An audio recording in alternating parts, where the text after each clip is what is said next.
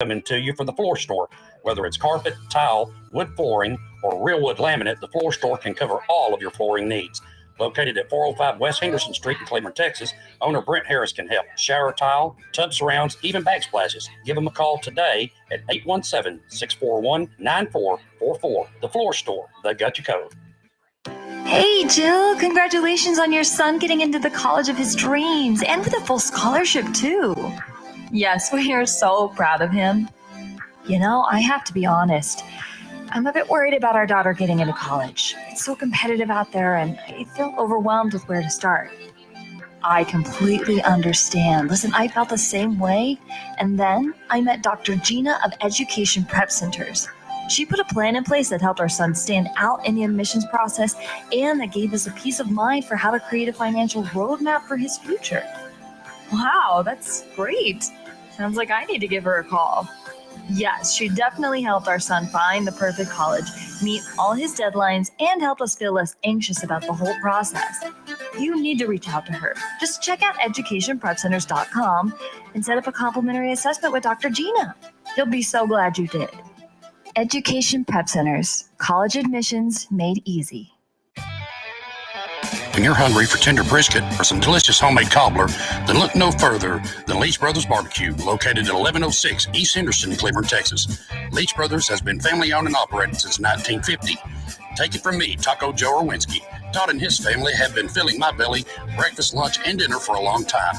Heck, I even have my own booth, open Monday through Saturday, 6 a.m. to 7 p.m. Come see them for dine-in, carry-out, and all your catering needs. Yeah, and then I saw him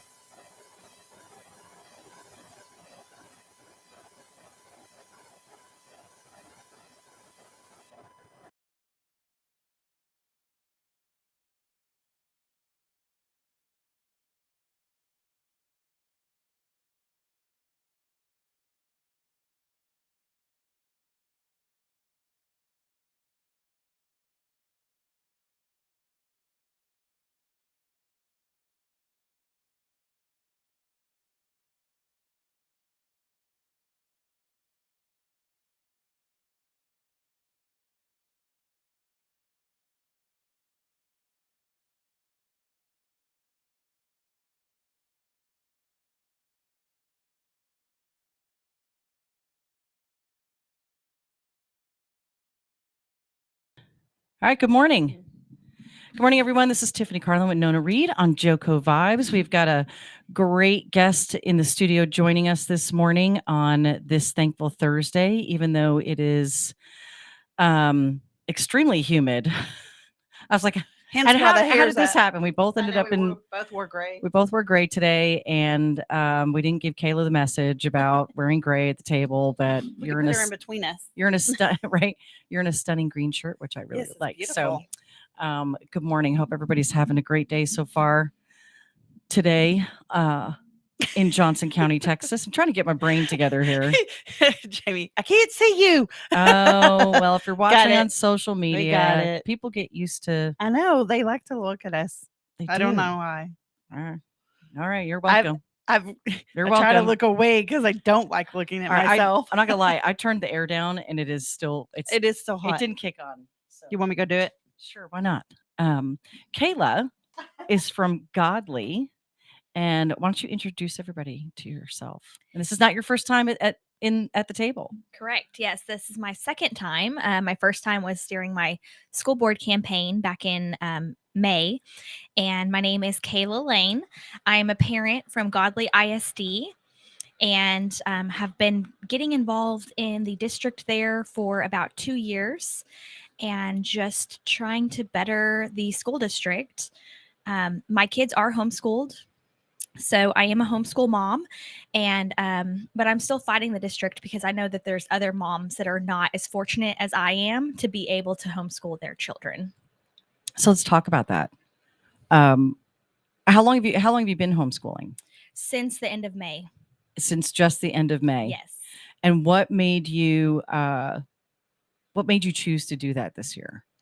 What's going on in Godley ISD that made you decide to homeschool your kids?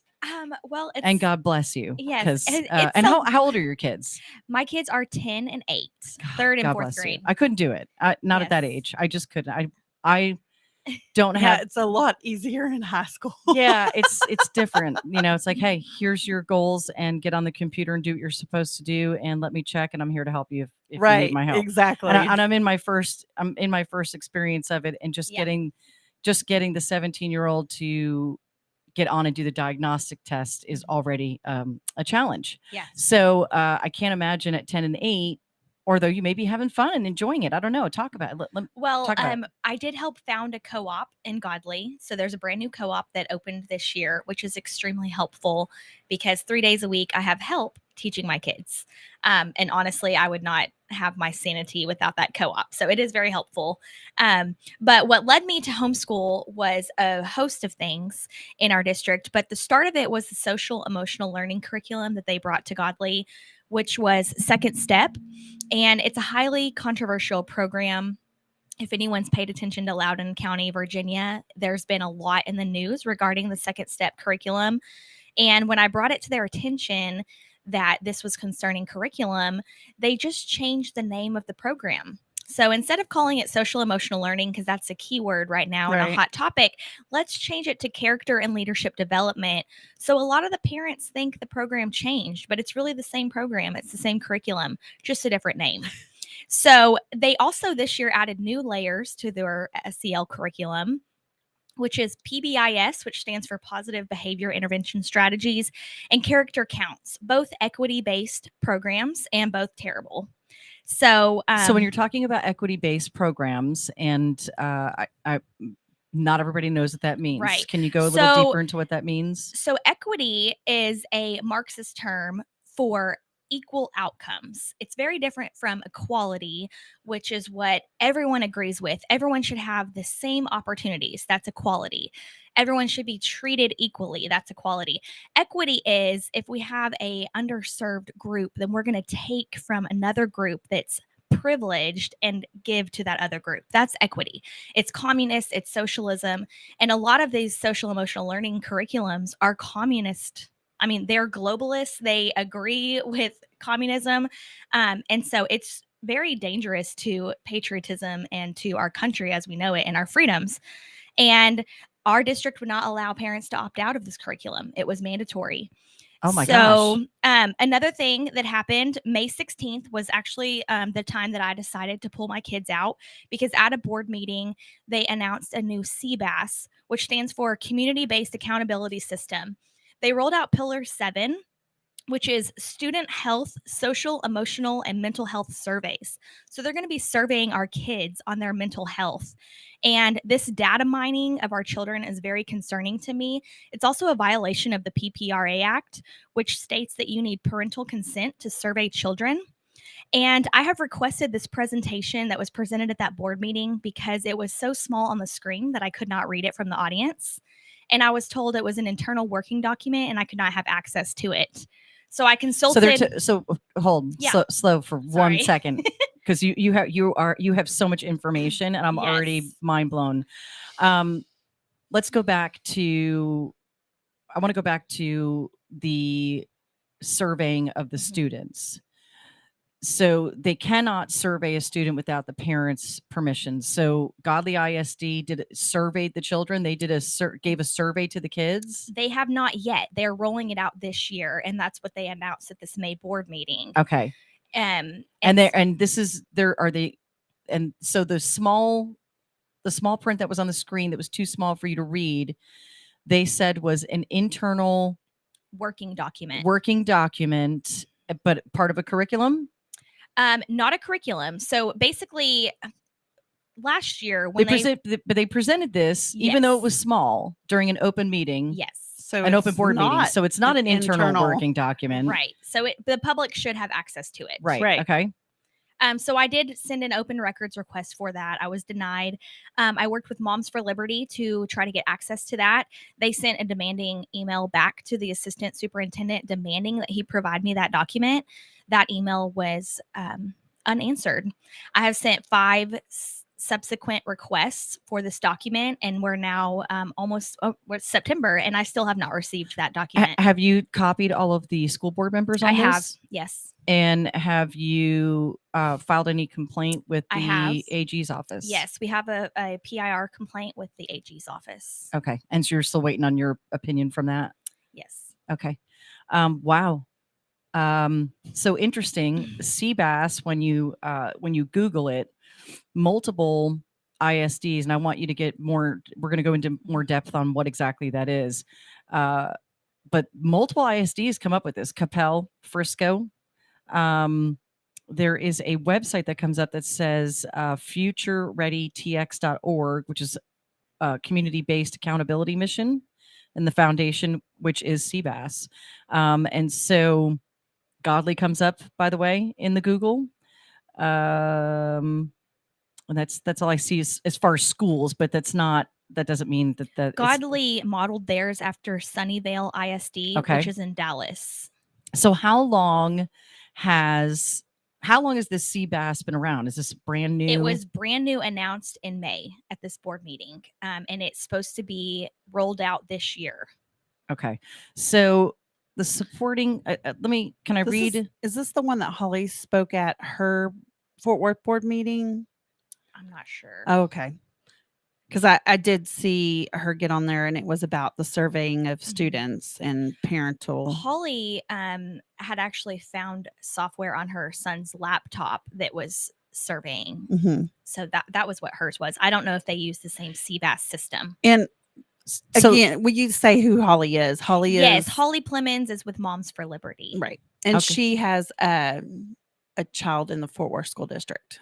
Mm-hmm. So there's a lot of parents seeing the stuff that's going on and are starting to get more involved. And it's important that we're all involved, every one of us in our district, and everybody. It doesn't matter where you live. I have to say this again, having these conversations about what's going on in our school districts and what our children are being taught does not mean that we are not celebrating our teachers, and that we can't celebrate. It doesn't mean that we can't celebrate and honor our teachers and appreciate them while we as parents are addressing the issues that are above the teachers, that the teachers have no say in. Yes. So I just saw somebody sent me another screenshot from that we're the negative group, that there's they're trying to put a group of parents together now, and it's strictly politics. This is not What these people are doing is political. It's not about the benefit of our children. And so now they're trying to put a group, let's go together and to these board meetings and show the board how appreciative and thankful we are for them. I don't know what you're What are you appreciating? what are you I'm appreciating? sorry. Well, that's what I want to know. What is the board doing? First of of all, all- you just had a guy who was reelected who wasn't even at the special board meeting And yesterday. they all allowed, superintendent and all allowed the nasty lies to be said about me. And Yes. they could have stopped it. You and who, if you're a new listener, Nona Reed ran for school board here in Johnson County for Burleson ISD, and they first tried to block her from running, and by trying to invalidate her application, a judge ruled otherwise, along with the opinion from the Secretary of State, which the school district ignored. And so the judge court ordered the election, and then they held it illegally because it's supposed to be a joint election, and they just randomly picked a date out of their pocket, apparently. So, and said, "Hey, we're gonna do it on August 20th because we don't want to give anybody time to really run a good election because we like our little group together, right? They do what we want them to do." Mhm. There is this political group of people here in town who want to just go against anyone who's trying to bring light to what is going on in our I'm educational Sure, system you're and in our feeling that cities. too. Yes, and this is not uncommon for small towns or for large cities. This is going on all over the country. So Burleson is not special to this, and nor are we immune to the problems that are going on. What saddens me and disappoints me is the ignorance from these political based people who want to ignore what's going on in our town and our child's education and the educational system just because of politics. So you're standing on the opposite side trying to say that the people who are looking to bring change and positivity and information to the public, you're trying to squash that Mhm. and call that negative. Again, it's back to that cancel culture that's going on. Shh. Let the people, the incumbents, stay in their seats until they die. Right. We don't care that And they're then doing we'll still let them vote. Well, also what's so frustrating is I moved to the small town of Godley For these reason. small town conservative values. And when I hear our school board modeling after Dallas ISD I and know that is. Austin, I was a little shocked ISD, by that. what the heck? I don't live in Austin for a reason. I am fighting to keep those small town values, yet I'm labeled the newbie that's trying to change everything when I'm really trying to keep it like it was. That's a really good point. I mean, I've been back in Burleson because I lived here when I first moved here 25 years ago. I was here for a few years and then moved to Lubbock and lived in Lubbock for 9 years, and then we moved back here. And so and we moved back to Burleson for a reason, not just because my sister lived here. We actually had looked all over the area, but this is where we landed, and the schools had a fabulous rating. They had great ratings. They had Stribling Elementary had one of the best reputations for elementary schools. I still adore the people that are there, even though we've lost probably close to 50% of the best teachers in the district. I think that's around the whole district. Yeah, Because but I'm just going off of since we started. I know, there. but I'm just saying, like, from even I've been gone 6 years now, and I mean the turnaround is crazy. Right. And so, I mean, just like, when I was a regional manager for a pharmaceutical company, I mean, one of the ratings that I was based on was my employee retention. And I had a 98% employee retention. So you have to look at anybody, any corporation, if you're looking at a Fortune 500 company, if you do not have a good employee retention, you have to look at the top. You have to look at the CEO. So this has been a lot of the controversy too that people have created on social media when talking about the superintendent's salary and the perks that come along with it. And that's because you're not looking at it for what it is. It's not a personal thing to talk about. He is the CEO of this school district. And so when you're looking at the CEO of a school district, everybody underneath him eventually answers to him. Okay. There's hierarchy, obviously, but everything goes to the top. And if you do not have a good employee retention, something's wrong. We could pull COVID out, and we can pull how many teachers left teaching the actual industry because of COVID and they went a different direction. We can pull them out. We can absolutely pull that percentage out. I'm not going with 50% of the loss in BISD is because of COVID. No. It's not. And so where is that evaluation? Where are we evaluating why these teachers have left this district? So that's part of it. Where's that audit? What's going on? So I'd like to see that too. So, I mean, there's a much bigger picture to what's going on. You can't just look at one thing and not talk about all the moving parts that go along with it. And that leads up to the board. And so I said this yesterday on air. I'm going to continue to say it till parents really understand that we are at the top of the pyramid. The CEO of our schools, which is the superintendent, answers to the board, and the board answers to the people. That's the parents and the taxpayers. Whether you have kids in the school district or not, it's more than 50% of your property taxes pay for all of these kids to go to the public schools. You are at the top. Therefore, you have a right to control your child's education, and parents have forgotten that. And then there's people who want to ignore that. They literally want to ignore it. I don't know if it's again just the politics in them, that they just want to roll with the politics of it, or if they just don't want to bother. They're just good with the status quo because they've never been a part of it before anyway. Right. So why should we start being a part of it now? Right. Why shouldn't you start being a part of it now? And that's to look at our future, which is exactly what you're talking about. So CBAS, this comes from Taza. Is this right? I want to make sure I'm pulling from it. Can I read this really quick? And then I want you to dive in deeper on it. Here's what it says on futurereadytx.org. You can go read all about this by yourself. Do your own research, please. Educate yourself on this. I'm just going to read to you what this is. And this is the vision, the CBAS that we're talking about.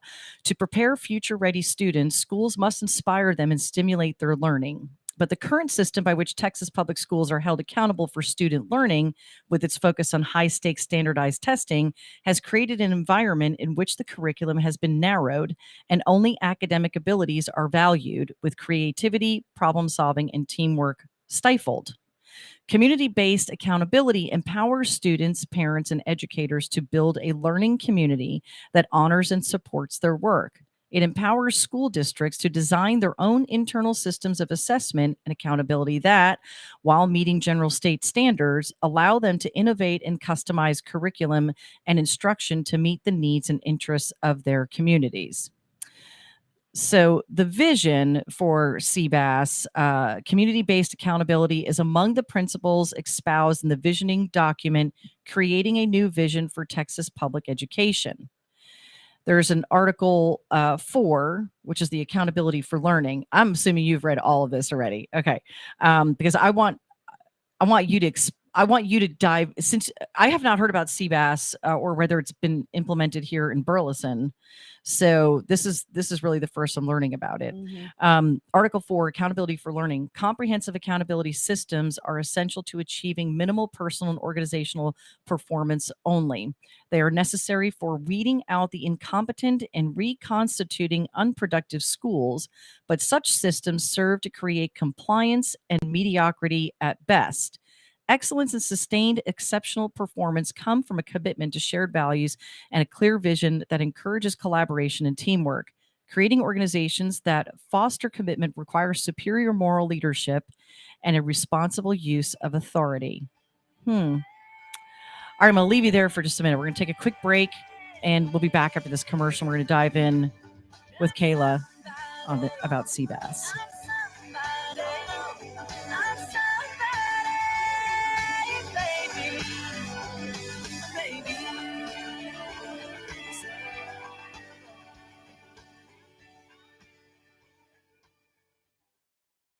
Abnormal realities. I love my mom. Yep. She sent me a message. My mom did? Yeah, Wednesday night, and she invited me over tomorrow night to watch Titanic and share a bowl of popcorn. And I accepted. You did? Yep. That'd be fun. And she calls it Chaps Only Night every Saturday night. Look, Miss Dixie, look. how you doing? He said, it's my mom, bro. All right, it's my mom. I want to hear the answer to the Titanic and popcorn. Go ahead, Mom. What's up? Oh! Hi, boys. Hi, I just Mom. wanted to ask Rocky if he wanted butter on that popcorn or not. I would my rather God. have the butter somewhere else, but if popcorn's the only place I can have it, I'll take it. Jeez, Hey, dude. nobody says I can't roll around in it for a little bit. All right, Mom. That is my Love you. girl. I love you, Mom. Dixie. Abnormal realities My mom, love you. Dixie. Bye. I love you too. with Ron and Rocky. Weekdays, 4 p.m. and 10 p.m. on JoCo Community Radio. Holy crap. Hey, there's something you forgot to do. It sure is hot. Are you sweating like a dog? Wait, what? Dogs don't sweat. Oh no, you forgot to get your window tinted. Whether it's the kitchen window that sits in the sun for the hottest part of the day, or you just got new wheels, call Sharp Window Tinting in Burleson. 817-615-9379, or look them up on the web, sharpwindowtint.com.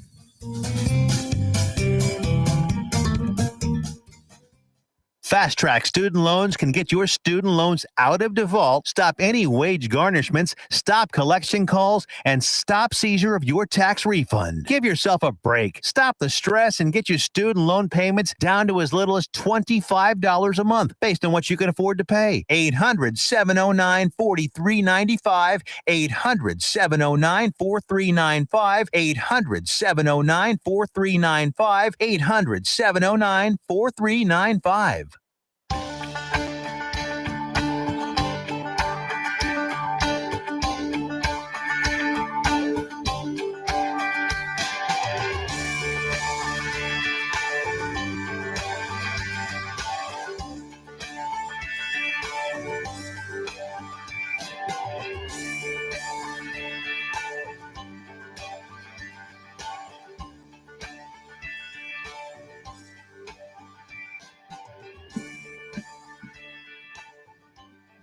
Welcome back, everybody. JoCo Community Radio is proud to be the voice of Johnson County, Texas, and is live 365 on the TuneIn Radio Network. To listen or watch, simply go to tuneinjoco.com to choose where and how you want to participate. The JoCo Community Radio app is now available for free on Android and Apple devices. Simply search your store. Check out our lineup and more at jococommunityradio.com. This episode and more brought to you by Patriot Claims, making your insurance work for you. Reach out to your Texas sales rep, Nona Reed, at 844 Tex Hail. That's 844-839-4245. Get her in your corner before the next storm hits, because insurance companies don't like to pay the full amount of their claims. I've been victim to it, like many other people. I'm Tiffany Carlen with Nona Reed, who's going to be back at the table here in just a moment, and our wonderful guest, Kayla from Godley ISD. Well, she's a parent within Godley ISD, and she has some major concerns, and that's why she's joining us here today. Earlier in the year, she ran for school board and did not win. But I want to thank you, especially on this Thankful Thursday, for your efforts for running, because we need more parents and concerned citizens to step up to the plate and serve on our board of educations, and to bring awareness to the issues that we're having within our school districts that, like we talked about in the first half, many want to ignore. And we just have to realize that if you're on social media and you're seeing the same people who want to ignore these issues and want to champion our Board of Education or the administration, we step back and realize that they are politically motivated, and we can't allow politically motivated groups to stop or stifle the voices of concerned citizens and parents.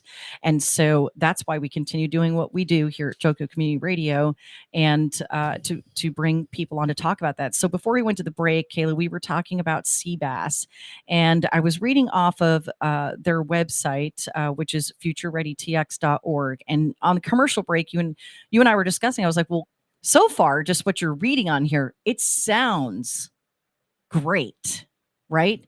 It sounds like, oh, we want a better education system. We want to hold the school on the surface, the school districts accountable. We want more accountability. I see that word being used in here a lot. So in your research of CBAS, what does accountability, what does it really mean? Take us to the under part, because I know you were talking about Godley ISD is modeling their CBAS program after Sunnyvale's, which they've been using CBAS since 2015 is what it looks like. So what does it mean? Well, CBAS is going to look different for every school district. They create their own pillars of what's important to them. And so, like I was saying at the May 16th board meeting, they rolled out Pillar 7, which was a safety and well-being pillar, and was very heavy on student surveys and surveying our students to see how they're feeling today, and mental health check-ins. As a parent, that's very concerning because if you look into some of these companies, and I don't know what company that Godley ISD is using for their surveys because I have not been able to get any information on these surveys or on this presentation. So I want to make sure I understand the underlying concern, which I think I do. It's not that they're checking in on your child's mental health for the day, which we appreciate because it's very needed right now, right?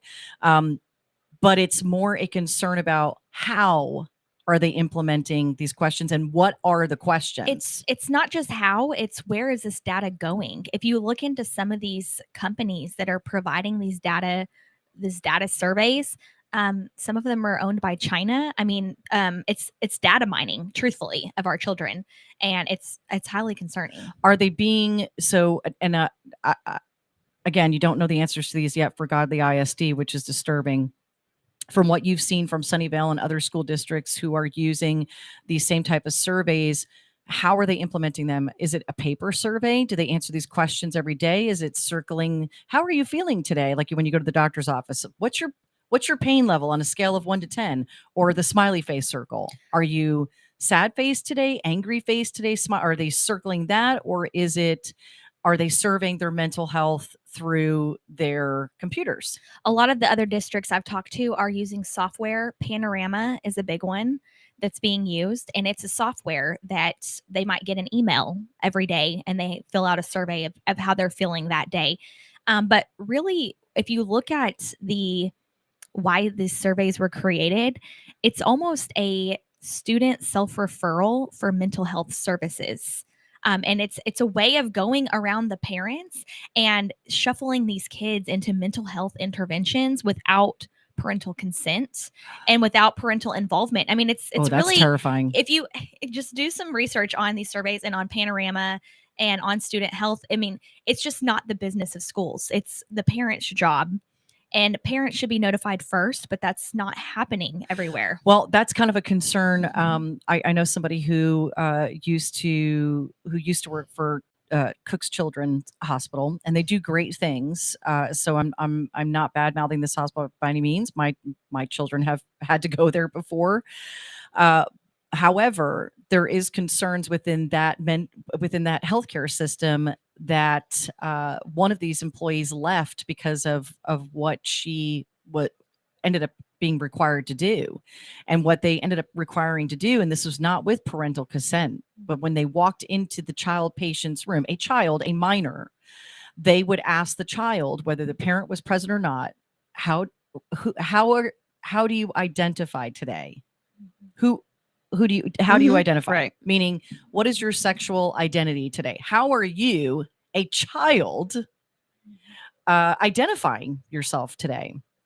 And I don't agree. I don't agree with that. And then didn't she say they had to respond back that I identify today as a the person coming into the room, the healthcare worker. Mm-hmm. Yeah. So it was more probing too. Right. Yeah. I identify still as a female. As a female. And look, I don't care how you identify. Yeah. I'm just going to tell you, but that's an adult conversation. That's not an adult child conversation unless it's parent child conversation. That's a familial conversation. That is not a conversation that should be had from a teacher to a student, from administration to student, a doctor to a student. That's personal and private. I find some of these violations even to be of HIPAA.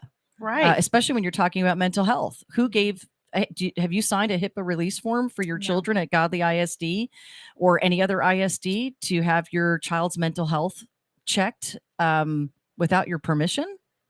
And so there's a difference between being aware of a student's mental health status and bringing up concerns. But shouldn't that be in the hand of the parent? Meaning a teacher sees concerns going, okay, behavior has changed. And I champion the teachers, a teacher at Kerr Middle School, as a matter of fact, because last year we went through some very challenging times with our older daughter who almost died. And they didn't, teachers didn't know that. It's not like we picked up the phone and notified. I did notify one of the principals or teachers, but that didn't become a conversation across the board to let them all know what was going on within our household. But that's important information to share if you're comfortable sharing it. But what happened was my son, who is in middle school, had very consistent behavior. Thank you. That was like trying to find my brain, and I looked at you and I thought of the word. I had very consistent behavior, and then all of a sudden there was a change in his behavior. So that teacher did not go and probe my child. She picked up the phone and she called me and she said, "Hey, I just want to talk to you about what's going on with Maximus." I'm like, "What's the matter?" And so she went on to tell me, she goes, he's very consistent in all this stuff, and he's usually just right on top of his work, but now he seems angry and he's upset and he's not doing his work. And so she goes, "I'm concerned. Is there something going on?" That's what's supposed to be done. Mm-hmm. That is how we keep an eye on our children and our children's mental health in check. Let the teacher and the teacher should be doing this. If you see something, say something. This goes with everything. I mean, if you see something, a change in a teacher's behavior, in a coworker's behavior within the school district, pick up the phone and call somebody and say, "Hey, it's time to call the principal and go, listen, so-and-so's acting really odd." And this can go to many things. This could be brain tumors. This could be, I'm just looking at a whole slew of mental health issues or just health issues that could be going on with someone, whether it's a student or within their family. So I appreciated that teacher because she did what she should have done, which was check in. So what you're saying is now the school district wants to replace that one-on-one teacher-parent concern with a mental health check using a software. Let me send you an email and see how the student's feeling. My question is, do they think that in these software and these email questions that a kid's going to answer that question honestly? Right. Yeah. They're kids. Especially if they're like A boy. anything.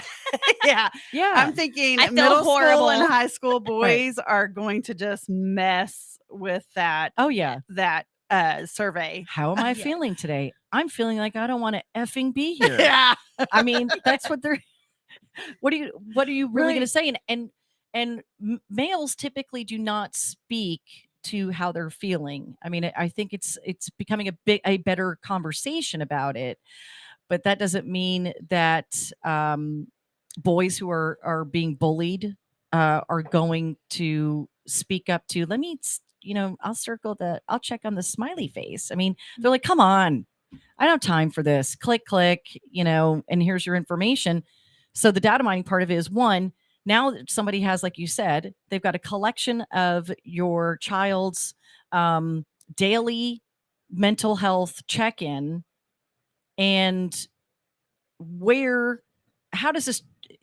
You're asking a child to manage their own mental health, and then and you want to look at this data and say that it's true. How do you know that it's true? Mm-hmm. This is just absurd. But what's the goal? So they do the daily. I'm going to plug in. I'm a seventh grader, and I'm going to plug in, and I'm going to answer the daily email and tell you how I'm feeling today. Whatever that survey, check here, blah blah, all of the above. I mean, what all is going to be in there? Are you menstruating?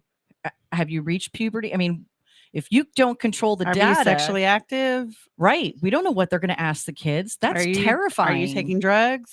So have you seen an example from any of these other what is in these digital surveys to the students? I have not. Okay. So can we get that from anywhere? I'm sure. I'll talk to Holly and see if she has examples. I know how she found it on her child's computer was she went into their child's email for school and did keyword searches on Panorama, on Survey, and she found hundreds of check-ins that her student was getting via email. And I'll have to see if she has any example of questions that the student was being asked. So they're currently doing this in Fort Worth ISD. Fort Worth ISD, yes. Mhm. Wow. Yes, I'd like to see. I would definitely like to have Holly join us, or at least send us what she has for data sets on that, or what her child's been sent an email. So you approached Godley ISD board about the CBAS. You requested to see it, and they're refusing to provide you with what your child is going to be asked in a mental health survey. They're refusing to provide that to the parents. Correct.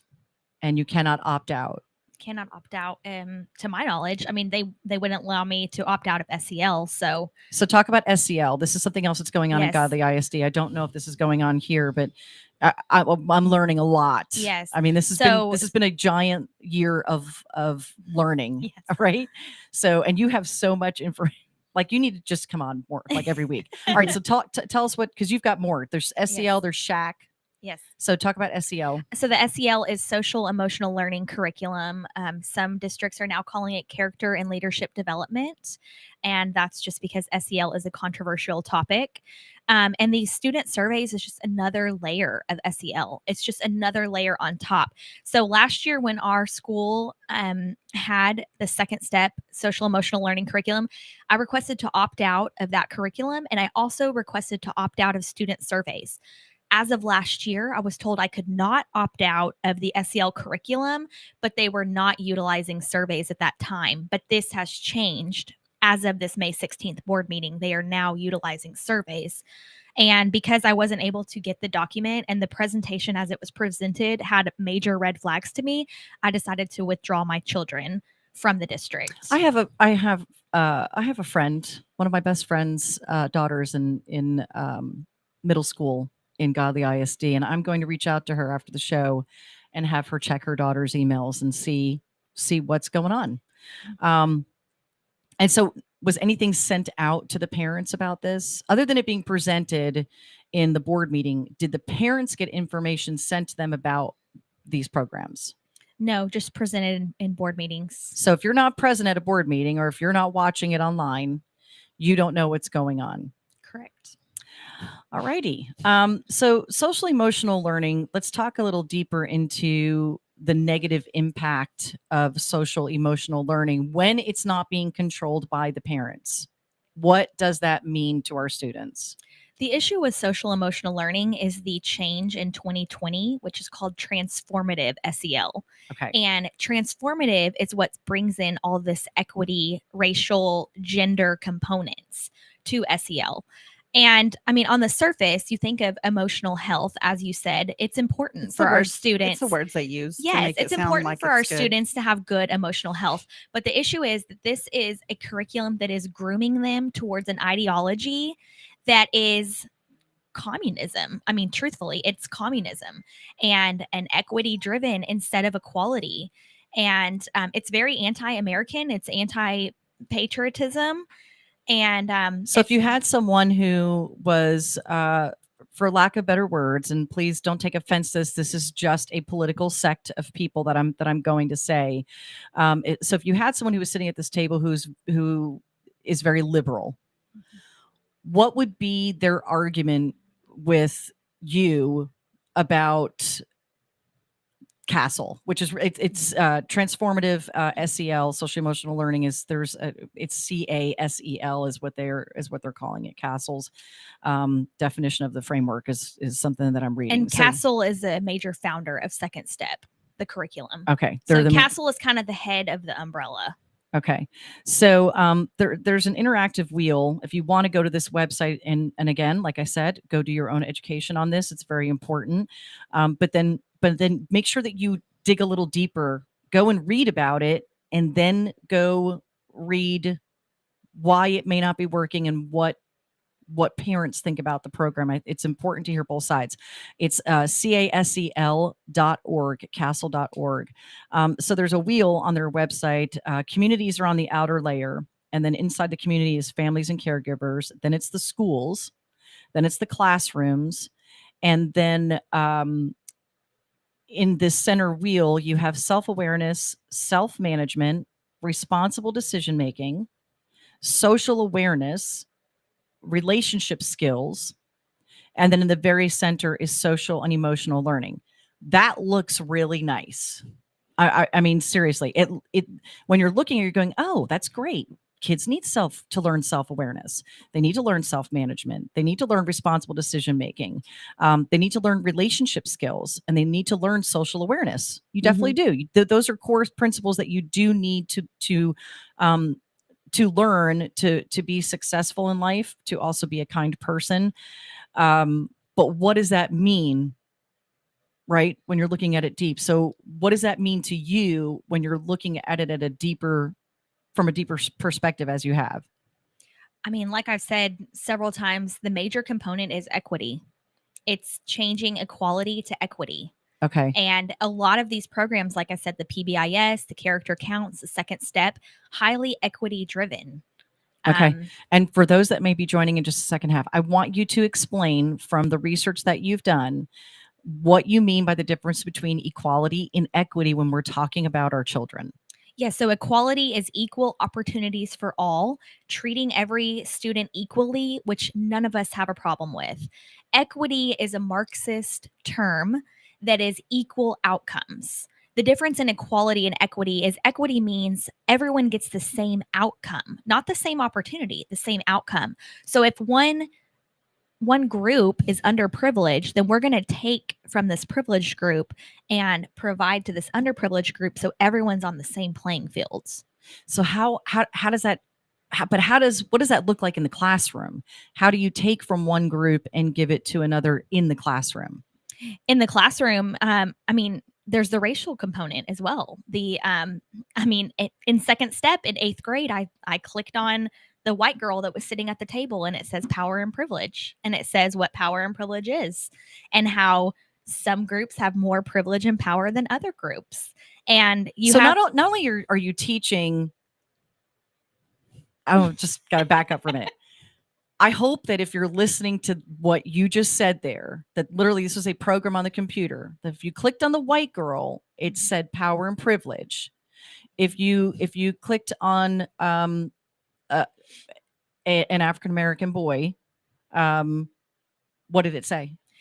So there was like a Latina girl, and then there was like African-American, there was different nationalities. And when you clicked on the other groups, it showed struggle.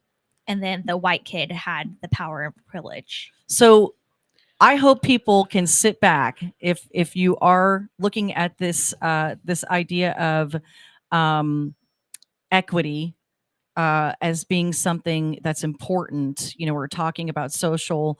This is that social awareness part of it, right? What you just taught to minorities, you just taught them that they can't have power and privilege. You're literally taking from them. And that's a systemic problem. And, and if you don't understand that, please go take a social, not social studies, but sociology course. I took a sociology course. And so that's one of the things that they talked about is a core problem, right? You literally have a community of people within, let's say, within a community within a community. Let's say the inner city of Chicago, right? Or Detroit. Detroit's a great example. Also, inner cities of Los Angeles, right? And this is actually a documentary that I watched as well. And you will hear the kids talk about it. We're talking about, when I say kids, we're talking about some college students who grew up in a Black community in the inner cities of LA, and they were being taught by their parents that they couldn't go out. You won't go beyond these walls. Right. So they were creating their own boundaries within their own community. That's what That's what it's doing. So when you look at equity as, oh, that's lovely, we should take from the rich and give to the poor, or in this case, social awareness, that's not social awareness. First of all, I'm a white girl from New Jersey. I'm nowhere privileged. I'm one of 7 kids. My parents worked 2-3 jobs at a time. And lots of times we were working with them. So there was nothing that you would have looked at if you knew people to say that, oh, just because they're white, they have power and privilege.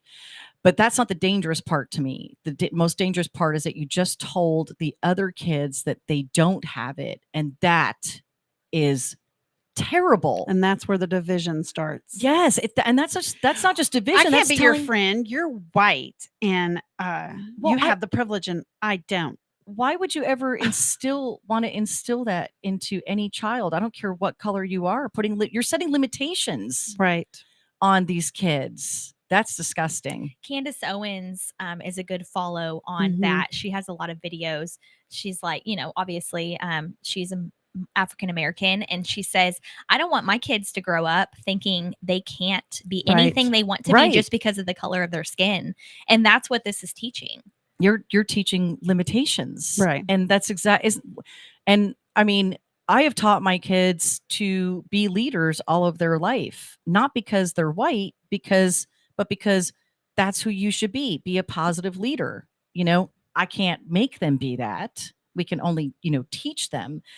But who would teach their own child that no, you have to sit down because of equity.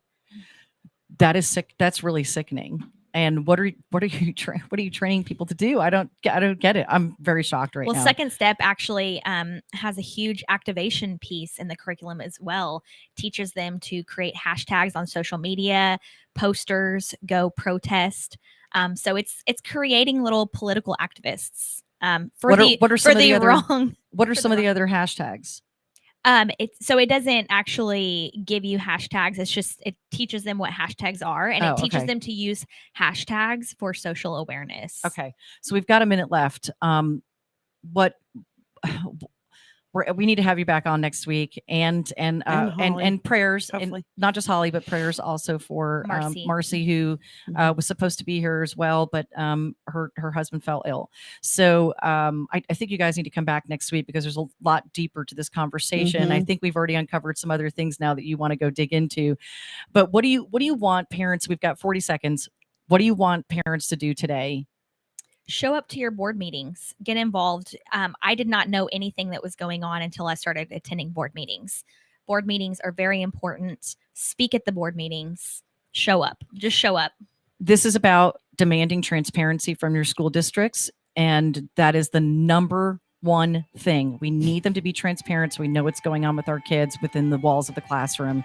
Have an amazing day. Thank you, Kayla, for joining us. Thank you guys for tuning in. Have an amazing weekend. We'll see you back here next Tuesday morning. Lots of great shows happening today, all day long here on JoCo Community Radio. God bless.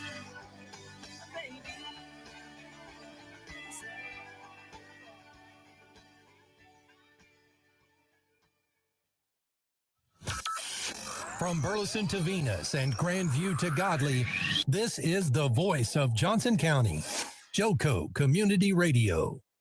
Let's be honest. Wheelchairs are heavy, bulky, and ugly. If you carry a wheelchair in your car to take care of a